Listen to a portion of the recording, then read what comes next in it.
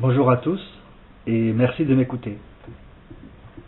Alors, cette vidéo est en cours de développement personnel complet dans le sens où il expose les points de départ, les étapes et les points d'arrivée, c'est-à-dire l'aboutissement de ce à quoi mène tout ce qui concerne le développement personnel humain au sens large.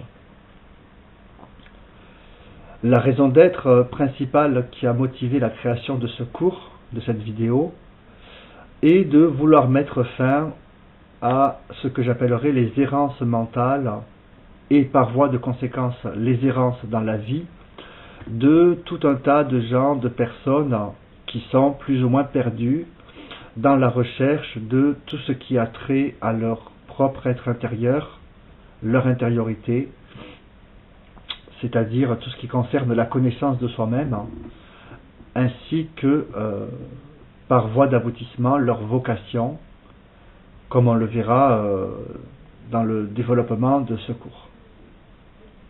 Notamment aussi pour mettre fin à tout un tas de vidéos qu'on peut trouver sur YouTube ou sur Internet au sens large, qui, pour la plupart d'entre elles, donnent beaucoup de développement, d'explications sur les étapes du développement personnel, mais donnent rarement de synthèse qui offre les tenants et les aboutissants concrets de ce à quoi aboutit le développement personnel.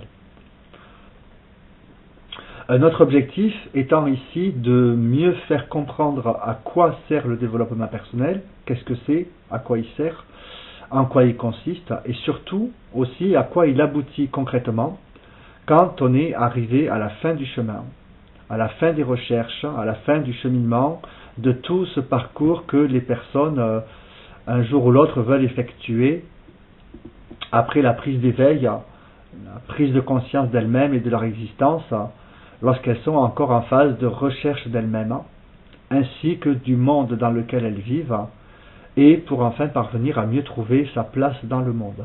Donc voilà l'objet, la prétention de cette vidéo, bien que l'exposé n'est pas complet, n'est pas exhaustif dans tous les cas de figure, parce que cela n'est matériellement pas possible de passer tous les freins, toutes les limites, tous les obstacles qui peuvent s'opposer à l'aboutissement du développement personnel. Je rappelle simplement que ce cours n'a rien d'abstrait, au contraire, il se veut le plus concret possible et il ressemble d'ailleurs beaucoup à ce que mettent en pratique les employés des CIO, c'est-à-dire les centres d'information et d'orientation dans le domaine scolaire, de la scolarité, que ce soit des psychologues ou autres, et ce que font les employés des pôles emploi dans les contextes de recherche professionnelle pour les adultes ou les étudiants en fin de parcours étudiant. Donc, l'autre objectif étant de vous aider à trouver votre voie à vous, qu'elle soit professionnelle ou même de loisir, plus rapidement, et vous faciliter la tâche, la recherche, pour ne plus chercher ou pour arrêter de chercher, pour au bout d'un moment trouver. C'est-à-dire que c'est basé sur un principe simple qui dit quand on sait, on n'a plus besoin de chercher, on a trouvé. Et quand on a trouvé, ça permet d'orienter, c'est tout ce qui a un rapport avec l'orientation personnelle, s'orienter dans la vie. Donc je passe maintenant au développement qui explique comment se trouver soi-même et ensuite trouver enfin sa voie personnelle dans sa vie.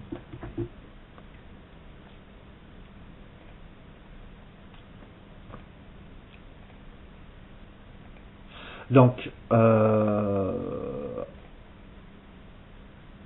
dans un contexte de développement professionnel, ça consiste à découvrir sa vocation professionnelle, on peut dire aussi son métier, son activité professionnelle, comme je viens de le dire dans l'introduction.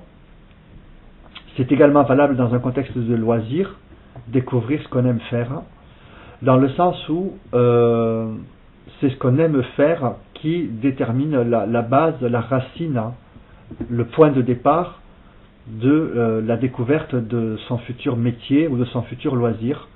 C'est basé sur cette simple question: qu'est-ce que j'aime faire? Je donne une citation de Confucius qui dit: fais un travail que tu aimes et tu ne travailleras plus un seul jour de ta vie.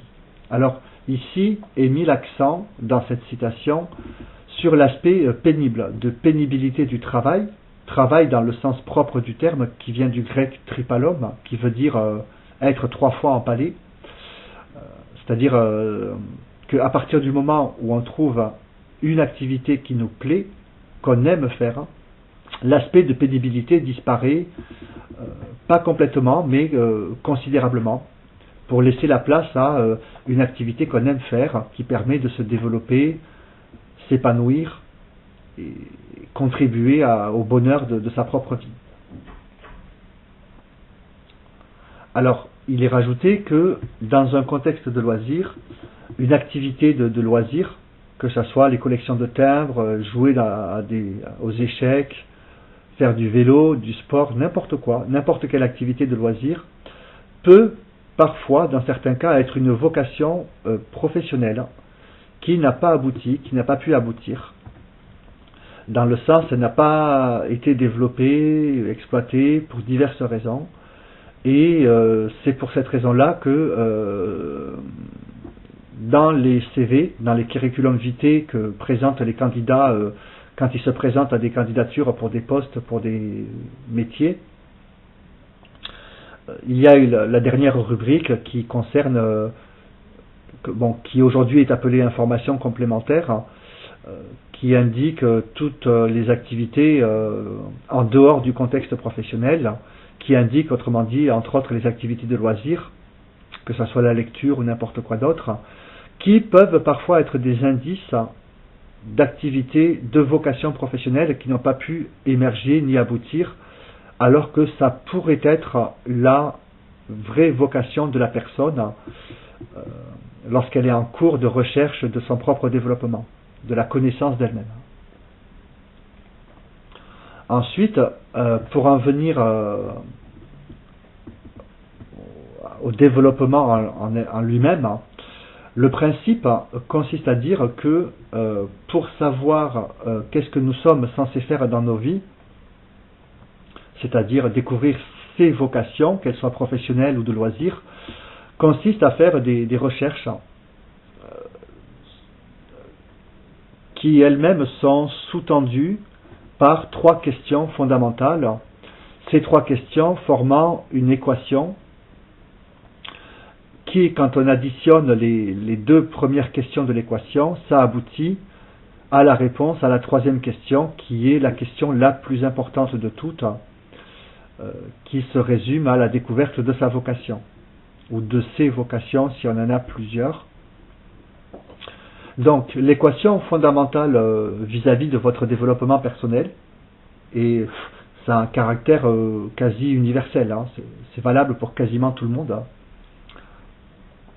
La première question, c'est, qui sommes-nous? La deuxième question, c'est, dans quel monde vivons-nous? Et la 3e question, que sommes-nous censés faire dans nos vies respectives? Alors, la première question, ça concerne tout ce qui a trait au développement personnel au sens large. Alors, je cite un auteur, Socrate, un philosophe grec, qui dit « Connais-toi toi-même et tu connaîtras l'univers et les dieux ». Donc la question « Qui sommes-nous » renvoie à tout ce qui a trait au développement personnel au sens large, qu'il s'agisse d'un contexte de bilan de compétences dans un contexte professionnel, que des recherches personnelles en autodidacte, que l'introspection, c'est-à-dire se sonder soi-même pour détecter, comprendre ce qui se passe à l'intérieur de nous, que ce soit au niveau des pensées, des sentiments, des émotions, au sens large. La deuxième question, dans quel monde vivons-nous? La réponse est, en résumé, l'intégralité du savoir humain sur l'univers et son fonctionnement. Autrement dit, c'est potentiellement, théoriquement, toutes les informations qui concernent comment est conçu l'univers, qu'est-ce que c'est, de quoi il s'agit, comment il fonctionne, éventuellement ses mécanismes.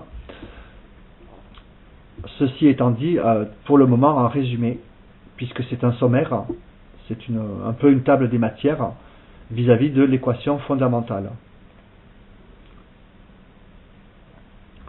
Là j'ai mis une variante en disant que c'est toutes les informations authentiques qui décrivent le monde et l'univers, authentiques dans le sens bien sûr des informations qui sont fiables et véridiques. Autrement dit, ça consiste à écarter, à faire le tri via le discernement, à écarter toutes les informations qui sont fausses ou erronées, qui ne sont pas exactes, autant que possible. Vis-à-vis de la troisième question, qui est l'aboutissement, qui, comme je le répète, pour trouver la réponse à cette troisième question, il est nécessaire de passer par les deux autres questions, et la réponse aux deux premières aboutissent à la réponse à la troisième question, alors en précisant que plus les recherches seront longues, ou en tout cas le temps qu'il faudra, plus elles seront précises dans le sens ciblé. Après il peut y avoir de la chance ou pas, bon ça dépend des gens.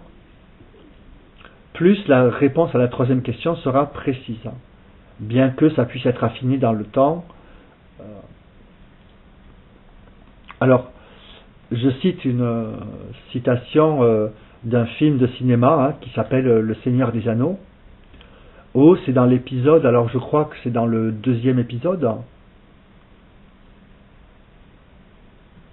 ou dans le premier, je sais plus, je crois que c'est le premier épisode, La communauté de l'anneau, où le personnage central de Gandalf explique au personnage de Frodon pendant la traversée des mines de la Moria. Il discute un peu philosophiquement sur le genre humain, et Frodon finit par lui demander qu'est-ce qui est important dans la vie finalement. Et Gandalf lui répond, ce qui importe, c'est de savoir ce qu'on va faire du temps qui nous est donné. Donc ici, dans cette citation de Gandalf, l'accent est mis sur le temps, la notion de temporalité, de temps, le temps qui nous est donné, qui nous est imparti pour agir, pour faire des choses dans la vie. Et l'accent est mis également sur le savoir, c'est-à-dire savoir ce qu'on est censé faire dans nos vies respectives, qui est donc simplement une illustration de la troisième question dans mon équation, que sommes-nous censés faire dans nos vies respectives.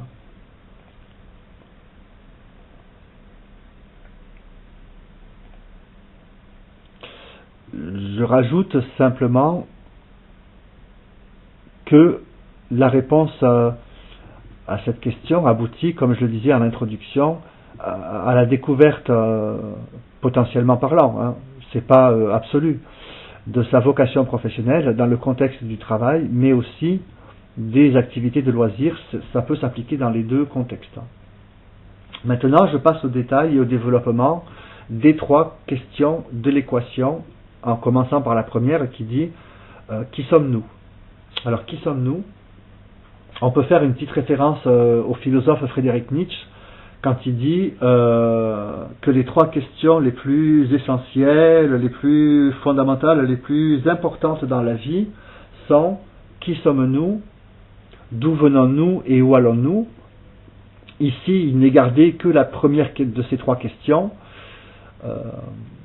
en sachant que je rajoute également l'autre philosophe et René Descartes a également traité de cette question, mais pour faire simple, c'est pour dire que dans un premier temps, la question de la réponse de savoir qu'est-ce que nous sommes peut se résumer, quand on simplifie, schématiquement en trois aspects, en trois dimensions. La première étant la dimension physique. La dimension physique renvoie globalement à la physiologie du corps humain, c'est-à-dire à tout ce qui concerne l'anatomie, la médecine au sens large, les thérapies, le corps humain, son fonctionnement, sans oublier le cerveau, évidemment, qui est la partie où s'opèrent les facultés cognitives. Alors là, comme disait René Descartes, pour donner une citation, une source, il disait il faut que le corps physique soit en bonne santé pour que l'âme se plaise à y être dedans. Alors ici, il parle de l'âme.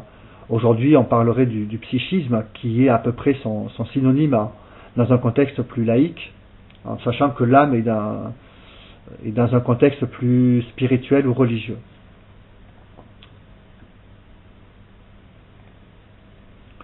En deuxième lieu, il y a la dimension psychique. Tout ce qui a trait à la psychologie au sens large, qui, pour le résumer, le rappeler rapidement, est l'étude des faits psychiques. Donc, je donne juste quelques synonymes.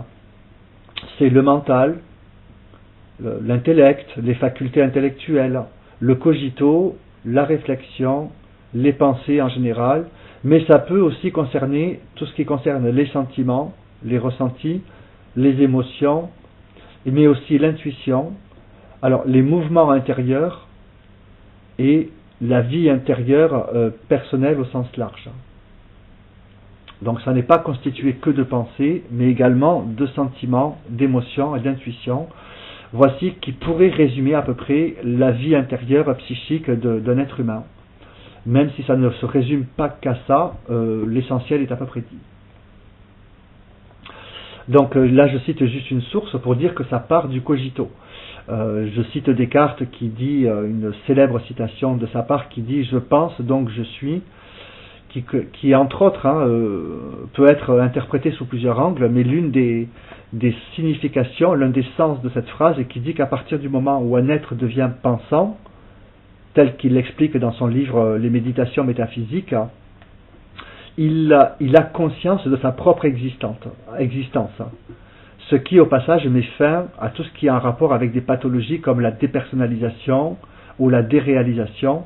La personne a conscience d'elle-même, de sa propre conscience, à partir du moment où elle commence à penser. Que ce soit des pensées qui viennent de sources extérieures, que de sa propre pensée qu'elle crée elle-même, sui generis ou ex nihilo. Alors, au niveau de la dimension psychique, bien que là je fasse une parenthèse qui s'élargit au-delà du cadre de la dimension purement psychique, on peut diviser l'être humain, pas uniquement au niveau de ce qu'il est, mais de ce qu'il peut faire aussi, en trois catégories principales qui sont, premièrement, le savoir-être. C'est en résumé la liste des valeurs humaines, morales, les valeurs positives, les valeurs négatives, tout ce qui a un rapport avec l'éducation, le savoir-vivre, la personnalité, le charisme, plus ou moins de charisme, plus ou moins de personnalité, plus ou moins tout ce qui a un rapport avec le savoir-être. En deuxième catégorie, il y a le savoir tout court, au sens large, qui sont toutes les informations qui décrivent, analysent, interprètent les deux premières questions fondamentales, qui sont, je rappelle, qui sommes-nous et dans quel monde on vit.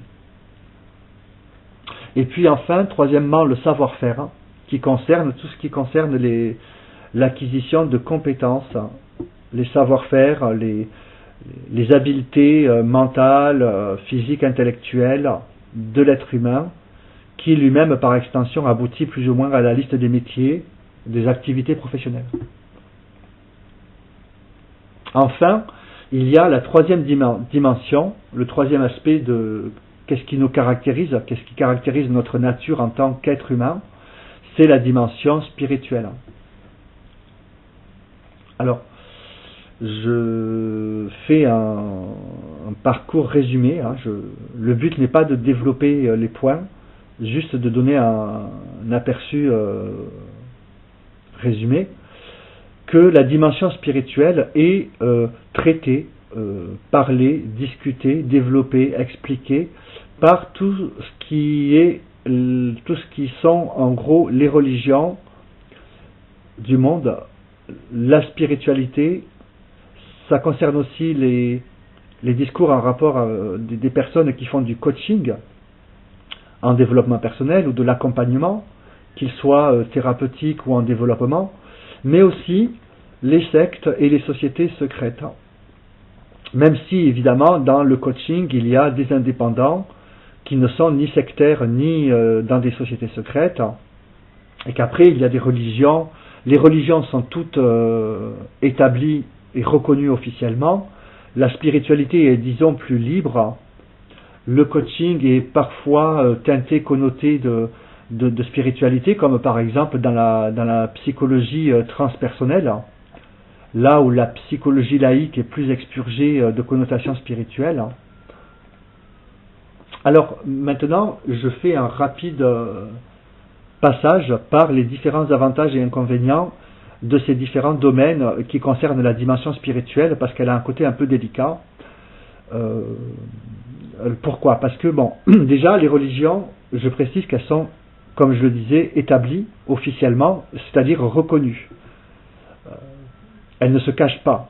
Elles exposent, elles développent ouvertement leurs dogmes, leurs croyances, leurs doctrines, leurs conceptions, leurs messages, que ce soit l'évangile dans un contexte chrétien, que le Coran dans un contexte musulman, que l'animisme, que voilà.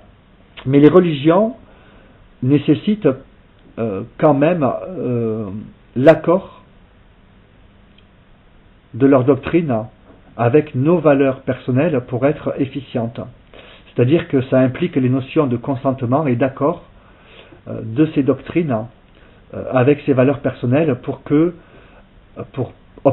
produire un résultat efficient en rapport avec le développement de la dimension spirituelle de l'être humain, auquel cas, ou sinon, si ce n'était pas le cas, ça peut provoquer des formes d'aliénation mentale ou d'endoctrinement ou de prosélytisme ou de formes de dissociation de la personnalité, tandis que la spiritualité dite libre propose de découvrir par soi-même ses valeurs personnelles, tandis que là où les religions proposent des valeurs déjà établies, antérieures à la personne, via leur doctrine, dogme, conception.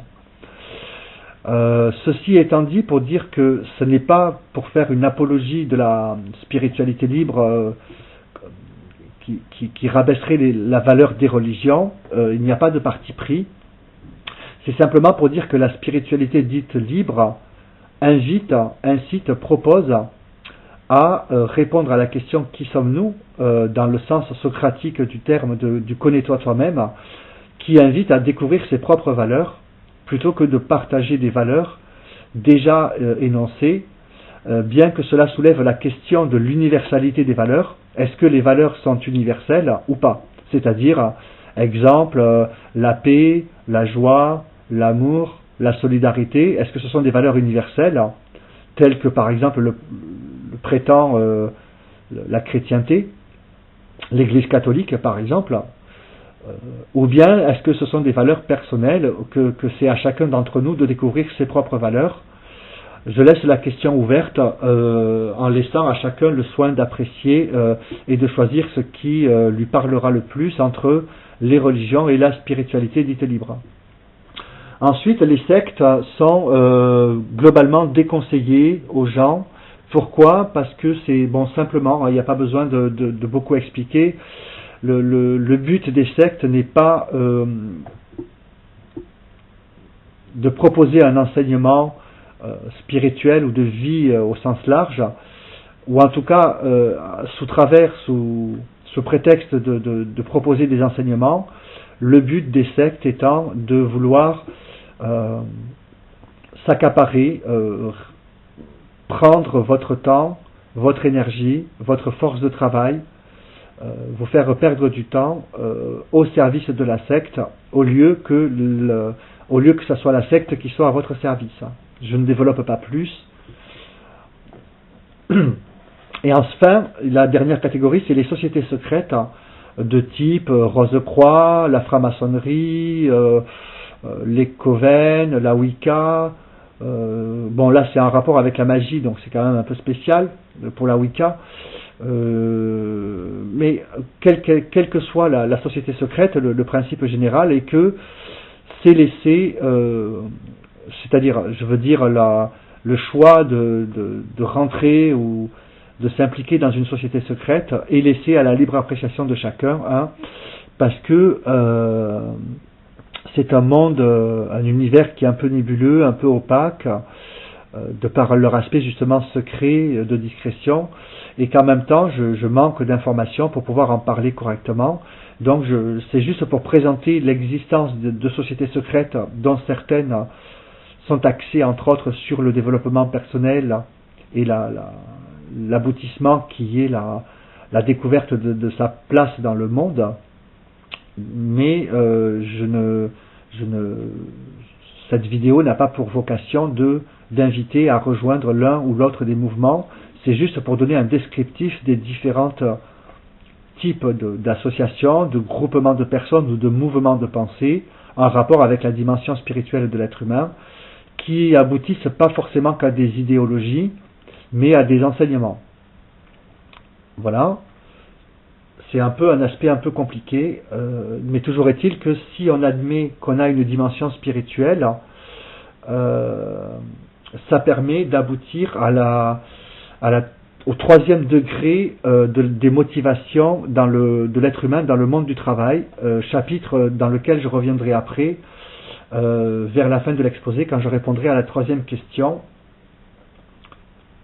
de l'équation fondamentale. Et maintenant, je passe à la deuxième question, après avoir essayé de répondre à la première. La deuxième question qui est « Dans quel monde on vit ?» Donc ça consiste simplement à être réaliste, c'est-à-dire à essayer de savoir de la manière la mieux informée possible, de savoir dans quel monde on vit, qu'est-ce qui se passe sur la planète Terre et ses habitants. Ça peut par extension être le reste de l'univers dans le cadre des sciences physiques, de l'astrophysique, de l'astronomie, ou même de l'astrologie, hein, dans un contexte spirituel, ou un peu ésotérique, New Age, mais en tout cas, ça renvoie basiquement à l'intégralité du savoir humain actuel et à venir. Alors, via les matières et les disciplines d'études. Donc, évidemment, on constate que c'est extrêmement large, hein, le nombre de livres dans les bibliothèques et sur Internet étant tellement énorme qu'il n'est pas possible de répondre objectivement à cette question. Je ne peux que vous donner une liste non exhaustive du savoir humain à travers quelques exemples de matières et de disciplines, où j'ai volontairement donné quelques exemples en vrac pour donner en même temps une sensation, un aperçu de l'aspect très vaste et très large du savoir humain accumulé aujourd'hui jusqu'à notre époque. Voilà, je cite les maths, les mathématiques, la physique, la science physique, la chimie, l'histoire, la géographie, les arts. Bon, il y a aussi les langues, hein, anglais, français, japonais, portugais, espagnol, allemand. Les sciences sociales, hein, l'informatique, la mécanique, l'électricité. Alors là, l'électricité, l'architecture, la vente, le commerce, la philosophie. Alors la philosophie, la psychologie, la sociologie, l'anthropologie appartenant à la plus vaste catégorie des sciences sociales, le textile, l'ingénierie, la santé, la médecine, la thérapeutique, la politique, etc. Là, la limite entre le savoir au sens large et les savoir-faire concrets, la limite commence un peu à se dissiper. Mais voilà quelques exemples du savoir humain. Et maintenant, je vais passer à la troisième question. Que sommes-nous censés faire dans nos vies? En précisant que je rappelle que c'est la réponse aux deux premières questions, si possible la réponse la plus précise possible aux deux premières questions qui aboutissent à la réponse à la troisième. Sous-entendu, hein, plus le travail et la qualité du travail qui sera effectué sur les deux premières étapes, les deux premières questions, devrait logiquement idéalement parlant, aboutir à une réponse précise et nette, à la réponse à la troisième question. En même temps, je précise juste que sommes-nous censés faire, c'est-à-dire que ça n'a pas une valeur absolue. Je ne veux pas donner l'impression aux auditeurs que la réponse est toute faite, un peu comme si on vous apportait la réponse sur un plateau d'argent. Les choses sont parfois plus complexes et plus compliquées. Mais pour faire simple, cette réponse aboutit tôt ou tard, plus ou moins, à la liste des métiers existants qui elle-même se concrétise basiquement par la liste des codes ROM utilisés par le Pôle emploi pour classifier les différents métiers. Alors je précise au passage que cette liste des métiers existants implique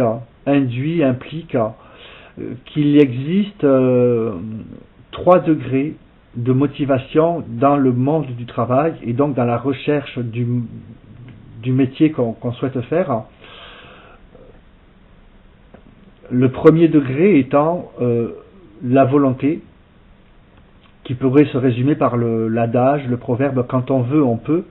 Sous-entendu, alors là c'est un exemple un peu basique, un peu simpliste, qui consiste à dire que tant qu'on a la volonté qui se caractérise par une force de travail, on peut être assez facilement ouvrier dans une usine ou, je sais pas, employé, caissier ou cuistot dans un McDonald's ou un fast-food.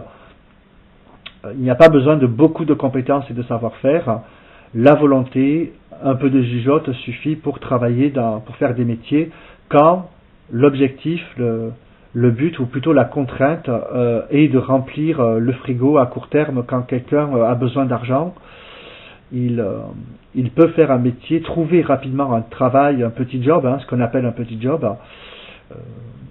pour répondre aux besoins alimentaires de sa vie.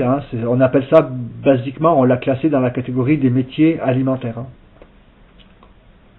Le deuxième degré de motivation étant tout ce qui est en rapport avec l'acquisition de compétences, des savoir-faire, la technique, la validation des acquis par l'expérience. C'est le deuxième niveau, c'est le deuxième degré qui concerne tout ce qui est le savoir-faire. Je ne développe pas. Pour arriver directement au troisième degré, qui, arrivé à un certain niveau, pas forcément lié à l'âge, ça peut arriver très tôt, même étant étudiant. Idéalement parlant, c'est quand on est encore étudiant, se poser cette question peut permettre de découvrir sa vocation professionnelle plus rapidement et d'orienter ses études, évidemment, en rapport avec sa vocation. Là, ça serait dans le contexte d'un CIO. Les questions existentielles, c'est-à-dire que ça ne concerne plus la volonté, ni le savoir-faire et les compétences techniques, mais concerne plutôt la question du pourquoi je ferai tel ou tel métier plutôt qu'un autre. Donc ça concerne plutôt le choix d'un métier qui est en lien avec des questions existentielles, à savoir qu'est-ce qui m'émeut, dans le sens qu'est-ce qui me provoque des émotions dans ma vie. Et pour le résumer de façon simplement, grosso modo, c'est tout ce qui peut nous attrister, nous peiner, nous gêner, ou même nous révolter de ce qu'on peut constater dans la vie et dans le monde, de ce qu'on peut percevoir, que ce soit à travers les informations, les actualités, tout ça, qui peut permettre de déterminer la réponse aux questions existentielles. C'est-à-dire que, pour donner un exemple concret, si quelqu'un n'aime pas la guerre, déteste la guerre, toute forme de violence, il peut, par voie de conséquence, devenir tous les métiers qui sont en rapport avec diplomate, ambassadeur, tous les métiers en rapport avec la paix ou le maintien de la paix.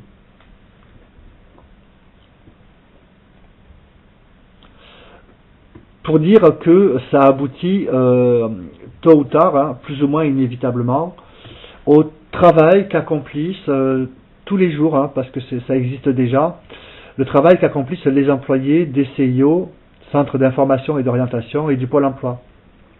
Donc dans le contexte du CIO, qui est un peu plus théorique, hein, encore, mais bon, il peut être très concret aussi. Hein. Ça consiste à la découverte de ses aspirations profondes, sa vocation professionnelle ou autre, ses missions d'âme dans un contexte de coaching ou de développement spirituel ou religieux. Dans un contexte plus laïque, c'est la découverte, on appelle ça l'appellation, hein, c'est la découverte, la trouvaille de ses aspirations profondes. Qu'est-ce qui m'émeut? En rappelant que c'est ce qu'on aime faire dans la vie qui permet de déterminer des centres d'intérêt, faire ce qui nous plaît. Ça peut être aussi ce qui nous révolte, ce qu'on trouve absolument injuste ou quelque chose qui nécessite d'être résolu, d'être solutionné au sens large, permet de déterminer dans un contexte plus professionnel, autrement dit, bon, grosso modo, le Pôle emploi. Ça peut être, alors pour aider à y parvenir, ça peut être par l'entremise le fait d'effectuer des bilans de compétences qui lui renvoient directement à la première question, à la réponse en tout cas à la première question, qui sommes-nous? Qui suis-je? Je suis quoi? Répond un peu, peut passer par la deuxième question, dans quel monde on vit, mais aboutit, enfin en tout cas, dans le cas où le bilan de compétences est réussi, aboutit à la réponse à la troisième question. Hein. C'est le but, en tout cas, c'est l'objectif ouvertement avoué des bilans de compétences, qui veut répondre à la question, que suis-je censé faire dans ma vie? Après, il y a tout ce qui a un rapport avec les techniques de recherche d'emploi, la rédaction des CV, les lettres de motivation, les techniques de trouvaille, de recherche d'emploi, comment se présenter devant un recruteur, comment défendre une candidature pour postuler pour un poste quand on concrétise le discours de ces trois questions fondamentales qui, pour résumer et synthétiser le tout, est censé être une synthèse générale du développement personnel, en tout cas l'expression de son aboutissement final. C'est-à-dire qu'une fois qu'on s'est trouvé, une fois qu'on s'est fait une idée, une opinion dans quel monde on vit, on finit tôt ou tard par trouver sa place dans le monde et à savoir qu'est-ce qu'on veut faire pour remédier aux problèmes qui caractérisent le monde. Alors les exemples sont légion, hein. Il y en a tellement que je ne peux pas tous les citer, je peux en citer juste quelques-uns. Si quelqu'un estime que les moyens de transport modernes et actuels sont pas assez performants, pas assez rapides, il pourra travailler dans l'aérospatiale ou la création de voitures, d'automobiles, de véhicules, des avions à réaction ou autre, dans le contexte civil ou militaire, peu importe. C'est un exemple que ça peut aboutir à un mécanicien automobile, réparateur de voitures, bon, des exemples simples, mais c'est pour dire que basiquement, le parcours, pas que théorique mais aussi concret, de la recherche de soi-même, à travers la première question, connais-toi toi-même, la deuxième question, dans quel monde on vit, pour permettre de faire l'adéquation entre les deux. C'est-à-dire que si on ne fait que se connaître soi-même à une échelle individuelle, personnelle, il y a le risque d'être déconnecté des réalités. C'est pour ça que la réponse à la deuxième question permet de rester en adéquation avec le monde dans lequel on est, qui se résume par l'expression être réaliste. Il faut que la recherche soit réaliste, sinon elle est trop abstraite, on peut se perdre dans des considérations, je dirais intellectualo-philosophico-abstraites, ou même, je ne dis pas que la philosophie n'est pas utile, mais trop abstraite. Et enfin, la réponse aux deux premières questions aboutit à la façon d'une équation, à la réponse à la troisième et dernière question, qui est finalement peut-être la plus importante de toutes nos vies. Que suis-je censé faire de ma vie, dans ma vie, que ce soit dans un contexte professionnel, donc la découverte de sa vocation, que dans un contexte de loisir, en répondant basiquement aux deux questions, qu'est-ce que j'aime faire et qu'est-ce qui m'émeut, qu'est-ce qui me révolte, qu'est-ce qui m'attriste, qu'est-ce que je trouve injuste. Voilà. Bon, ben écoutez, ce cours de synthèse de développement personnel est terminé. Je vous remercie de l'avoir écouté, en espérant qu'il vous a été utile à certains d'entre vous. Je vous remercie pour votre écoute et je vous souhaite une bonne journée. Merci. Au revoir. À bientôt. Salut.